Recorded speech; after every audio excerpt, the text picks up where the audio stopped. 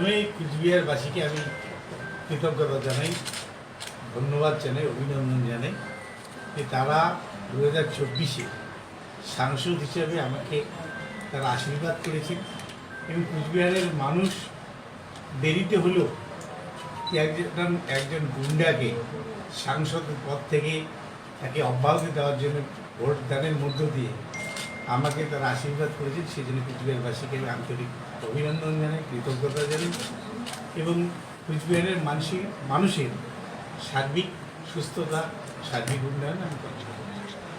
এই যে এত অভিযোগ ছিল, আক্ষেপ ছিল, সেটা কিভাবে পূরণ করবেন?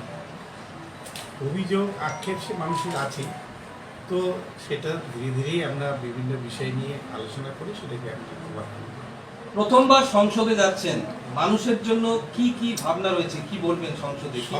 প্রথম, কিন্তু আমি জনপ্রতিনিধি হিসেবে প্রথম নয়। বিধানসভাও ছোট সংসদ আর এটা বড় সংসদ, দেশের সংসদ, তো কাজকর্ম সব একই।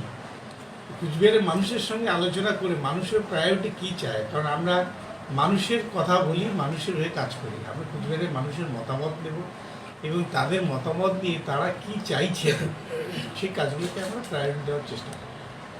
জেলা সভাপতি অক্লান্ত পরিশ্রম করেছে, তা কি বলবেন, কত মার্কস দেবেন তাকে?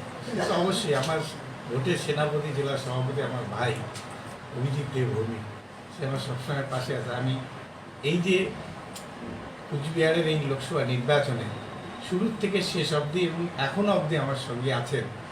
এইভাবে জেলা সভাপতি একজন প্রার্থীর সঙ্গে 24x24 সবসময় ছিল, আছে, যার জন্য এটা আমার একার কোনো কৃতিত্ব নয়, গোটা কুচবিহার জেলার যারা নেতৃত্ব, আমরা ইউনাইটেড কুচবিহারের একটা ছবি আমরা প্রকাশ করেছি। সেই ইউনাইটেড কুচবিহার আমাদের এই ফল এবার নিয়ে এসেছে। দাদা, জেতার আগেও কথা হয়েছে, জেতার পরে বলছে কোন কোন কি ফ্যাক্টরগুলো আপনার জেতার জন্য কাজ করেছে? আমি প্রথমে বলেছি যে বিজেপি মানুষকে যেভাবে মিথ্যাচারের মধ্য দিয়ে 5 বছর ঠকিয়েছে, রাজবংশীদের ঠকিয়েছে, নমশূদ্রদের ঠকিয়েছে, বিশেষ করে দ্রব্যমূল্য যেভাবে মানুষের নাবিশ্বাস উঠে গেছে, তারপরেও বিভিন্নভাবে ধর্মের নামে মানুষকে মিথ্যা কথা বলেছে এবং কখনো উন্নয়ন প্রকল্পের কথা বলে মানুষের কাছে ভোট নিয়েছে, আচ্ছা দিনের গল্প শুনি, এইসব নেগেটিভিটি বিজেপির কাজ করেছে। এবং পাশাপাশি আমরা আমাদের বাংলার সরকার মানুষকে সরাসরি যাতে বেনিফিট করা যায়, তাদের সরাসরি আমরা তাদের পকেটে যাতে পয়সা দেওয়া যায়, সে স্কিমগুলো আমরা করেছি এবং রাস্তাঘাট থেকে শুরু করে শিক্ষা, স্বাস্থ্য, পানীয় জল এবং প্রত্যেকটা পরিষেবার ক্ষেত্রে আমাদের সরকার একদম প্রথম থেকে শেষ অবধি কাজ করে যাচ্ছে এবং আমরা প্রায় 70% কাজ শেষ করে ফেলেছি, 50% কাজ বাকি আছে, এগুলো আমরা আগামী দিনে করব।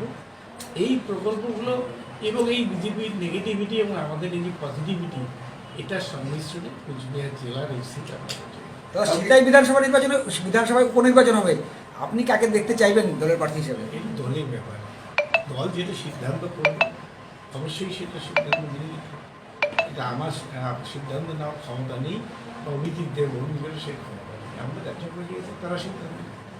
দাদা, আপনি এবার প্রার্থী হওয়া থেকে অনেকটা বেশি গোষ্ঠীকন্দল কম হয়েছে বা সবাইকে একজনভাবে নামা সম্ভব হয়েছে? সেই তো বললাম আমি যে ইউনাইটেড কুচবিহার, সেটা আমরা যাদের ছবি আমাদের লিডাররা ছিল তারা প্রত্যেকেই কম বেশি কাজ করেছে, কেউ বেশি করেছে, কেউ কম করেছে, তো সবার মিলিত প্রচেষ্টা আমাদের কুচবিহারের আসন আমরা পূরণ করব। আচ্ছা, উত্তরবঙ্গের অন্যান্য সিটগুলোতে এরকম অবস্থা হলো? উত্তরবঙ্গের অন্যান্য সিটে যেহেতু আমি রাজনৈতিকভাবে সেখানে কাজ করিনি, আমি সেটা বলতেও পারবো না সেই এলাকার সমস্যা কী হবে, সেটা আমাদের জেলা সভাপতি আছে, উনি বলবেন। আমি যেহেতু কুচবিহারের মধ্যেই সীমাবদ্ধ ছিলাম, আমি বাইরে কোথাও যাইনি, সেই জন্য আমি সে সম্পর্কে কিছু বলতে পারবো। তাহলে লাস্ট একটা প্রশ্ন জিজ্ঞেস করবো যে কোনোবার ভোটে হারেননি, সববারই জিতেছেন, এবারও কি এই ফ্যাক্টরটা কাজ করবে?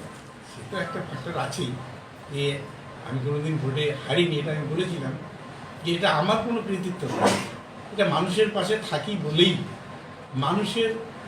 মানুষ আমার উপরে এই বিশ্বাসটা করে, তাই প্রত্যেকবার আমার যেখানে যেখানে আমি ভোটে দাঁড়িয়েছি মানুষ আমাকে আশীর্বাদ করেছে, মানুষের বিশ্বাসটা আমার উপর আছে।